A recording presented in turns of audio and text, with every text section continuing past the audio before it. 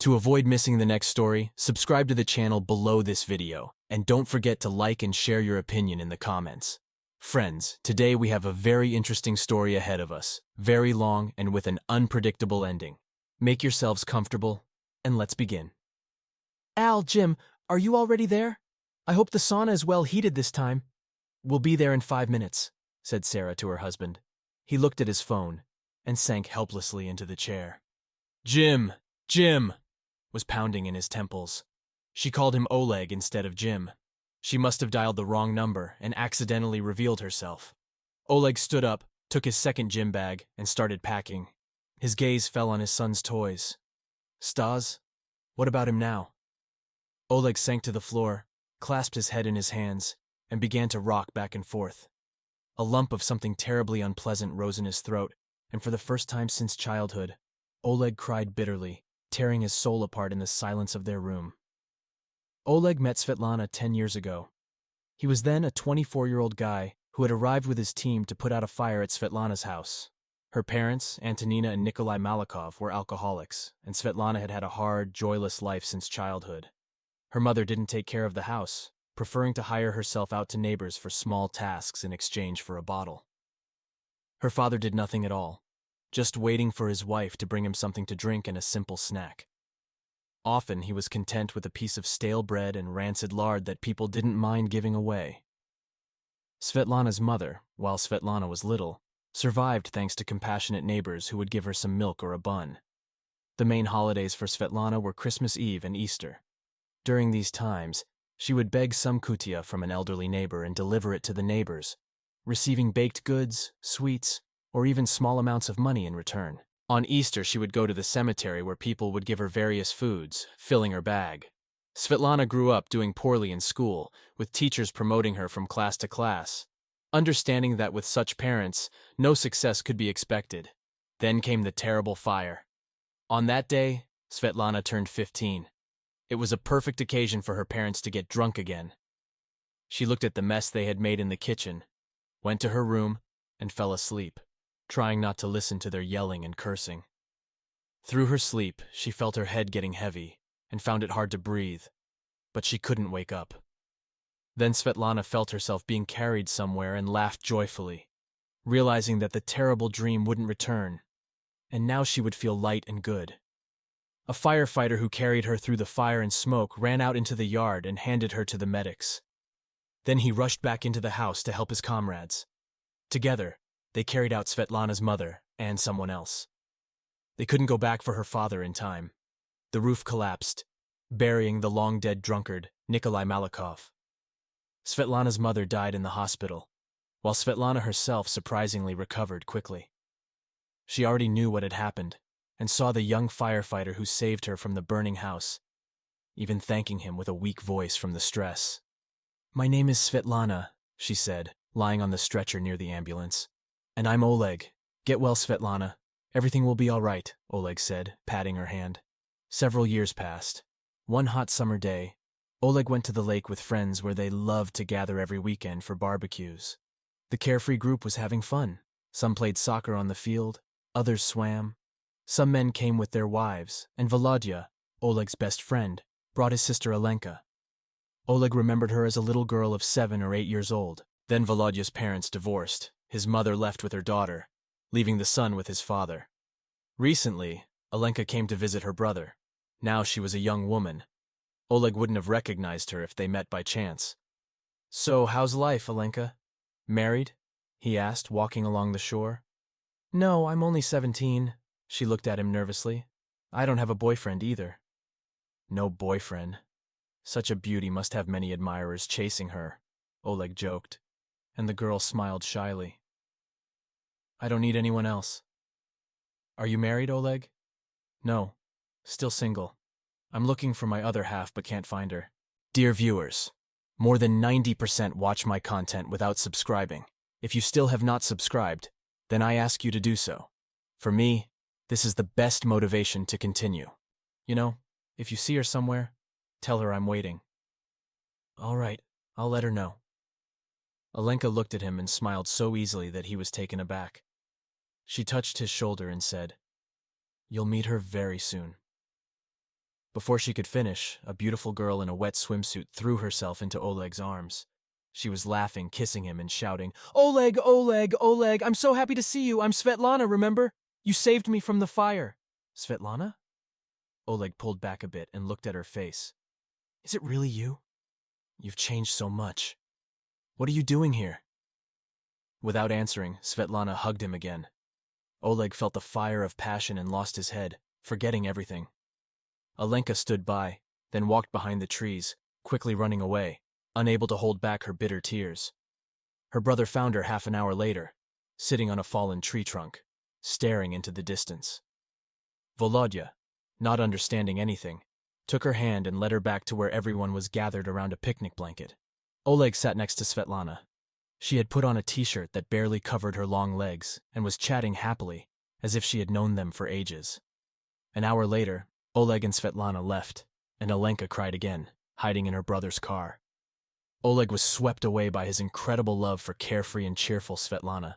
She told him that after the hospital, she was sent to an orphanage, where she finished school, then trained as a massage therapist, and now had returned to her hometown. "Where are you living now?" "With a friend. I just arrived here a week ago, but already worked for 2 days in a massage parlor. This morning I decided to visit the lake. I hadn't been here for years, and then I saw you. I couldn't resist." Oleg kissed her, pushing her onto the pillow. "I'm so happy to see you, Svetlana." That evening, after Svetlana went to the shower, Oleg called his mother. "Mom, I have great news. I'm in love and want to get married." "That's wonderful, son. Who is she? Do I know her?" "Well, remember I told you a few years ago I saved a girl from a fire? It's her, Svetlana. We met today by chance." "Today? And you're already in love? Isn't that too fast, son? If I'm not mistaken, you said her family was very troubled." "Yes, Mom, but Svetlana is different now. She's amazing. Listen, Oleg, I've never interfered in your life, and I even bought an apartment in another city to avoid bothering you. But now I must ask, aren't you rushing things? You hardly know this girl." "I know, Mom. She's incredible." Oleg hung up and rushed to the shower where Svetlana was laughing and calling him. A month later, they got married, and Svetlana became the mistress of their home. Oleg loved his wife very much, spoiled her, and always helped with housework, often freeing her from chores altogether. Since he worked shifts, he had regular days off. Svetlana worked from 8 to 8, and by the time she came home, dinner was ready. All she had to do was thank her husband with affection. When Svetlana got pregnant, Oleg stayed close to her, and holding his son in his arms, he felt he could move mountains. When Stas was 9 months old, Svetlana talked about going back to work. "I'm tired of being home all the time," she complained. "Stas has been on formula for a while now. What should I do with him?" "Let's figure this out. I could work part-time with shifts alternating with yours. If that's not possible, we'll hire a nanny." "Don't be silly, Svetlana. Who could replace a mother for a child? Other mothers stay home until their kids are 3 and are even afraid to send them to daycare. And you talk about a nanny? Let those hens sit at home with their kids until school. I don't want to. Look at me. I've gained weight. My figure is going. I want to be beautiful." "You look great," Oleg reassured her. Svetlana looked at herself in the mirror with satisfaction, but continued to whine and persuade her husband, and he finally gave in. Fortunately, Stas was a healthy, problem-free child who didn't cause any trouble for his parents. Time passed, Stas went to daycare, grew up, and became smart and curious. His teachers praised him for his diligence and kindness, and never complained about him. One day, however, the daycare teacher called Svetlana and asked if they had forgotten to pick up their son. "I've been trying to reach you and your husband for 2 hours. I understand, but my workday is over, and I have a family and children too. Please don't let this happen again." Svetlana apologized, and leaving the child with his teacher, asked, "Have you heard from your dad?" Oleg didn't pick up his phone, and she called his work to find out where her husband was. It turned out that he had left 2 hours ago. When he finally came to pick up Stas, Svetlana's anger knew no bounds.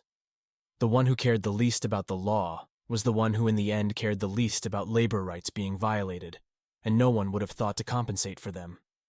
Thinking about this, the caretaker went home, and Svetlana, seating Stas in the car, told the taxi driver her home address. At that moment, Volodya called again. "Allah!"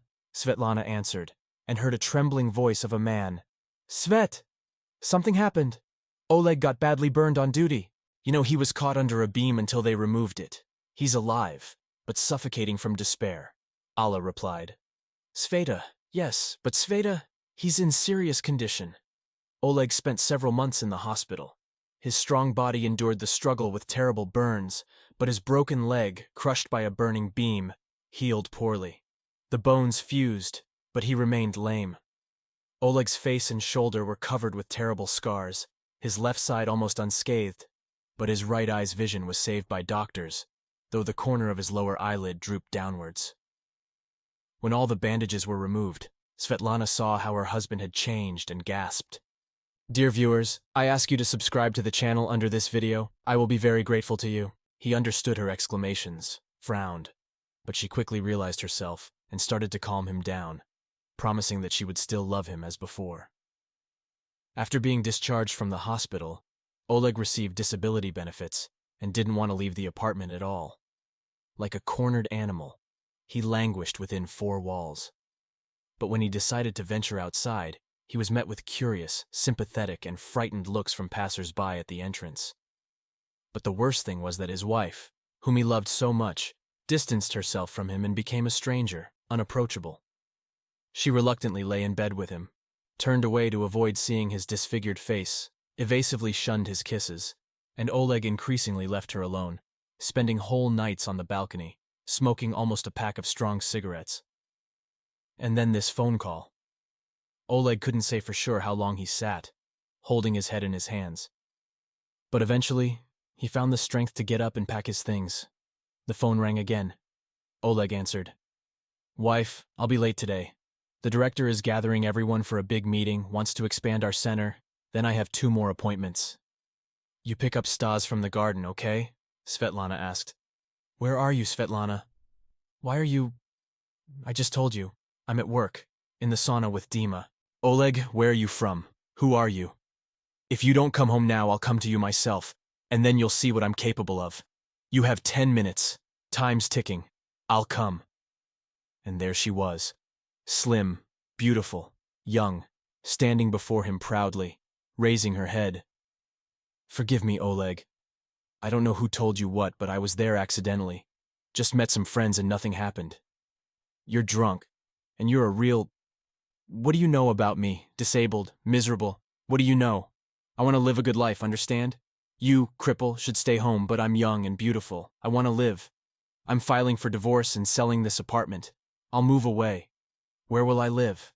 I'm out of my mind, with my Dima, and I won't give you my son. I'll raise him myself. You'll never get to spend time with him. No, son, you won't get him. Well then, don't forget to pick him up from the garden. Oleg picked up his bag and left the apartment, ignoring the cries of his treacherous wife. Oleg, come back! I can't pick up Stas today. Oleg went to pick up Stas from the garden, his mind swirling with a mixture of anger, betrayal, and disbelief. As he walked towards the kindergarten, he tried to calm himself down. Stas was his anchor, his reason for enduring everything that had happened. The thought of losing his son was unbearable. When Oleg arrived at the garden, he saw Stas playing with other children in the sandbox. His heart swelled with love and sadness as he watched his son's innocent laughter. Stas looked up and ran towards Oleg, shouting, "Daddy, Daddy!" Oleg knelt down, hugged Stas tightly, and whispered, "Hey, buddy, how was your day?" Stas chattered excitedly about his day at the garden, showing Oleg the drawing he had made and telling him about the toys he played with. Oleg listened intently, cherishing every moment with his son. After some time, Oleg gathered Stas's belongings and they walked back home together. As they entered the apartment, Oleg noticed that Svetlana was not there. He quickly prepared dinner for Stas and himself, trying to keep things as normal as possible for his son. As they sat down to eat, Oleg couldn't shake off the feeling of betrayal and hurt. He wondered how things had come to this point. He loved Svetlana deeply once, and he never imagined that their life together would unravel like this. After dinner, Oleg put Stas to bed and sat alone in the living room, lost in his thoughts. He replayed the events of the day in his mind, trying to make sense of it all. He felt a deep sense of sadness for Stas, who would now have to experience the pain of his parents' separation. The phone rang. startling Oleg out of his thoughts. He hesitated before answering, unsure of who it could be. It was his friend Volodya calling to check on him. "Hey Oleg, how are you holding up?" Volodya asked with concern in his voice. Oleg sighed heavily. "I don't know, Volodya. Everything is falling apart. Svetlana wants a divorce. She's moving out with Stas." "I'm so sorry, Oleg. This is a lot to handle," Volodya replied sympathetically. "You know I'm here for you, right? Whatever you need." "Thanks, Volodya. I appreciate it," Oleg said, his voice cracking with emotion. I don't know what to do." "Take it one step at a time, my friend," Volodya said gently. "Focus on Stas. He needs you now more than ever." Oleg nodded silently, grateful for Volodya's support. They talked for a while longer, and Volodya promised to check in on him again soon before they hung up. Alone in the quiet apartment, Oleg finally allowed himself to let go of the pent-up emotions. He cried for the life he had lost, for the pain of betrayal, and for the uncertain future ahead.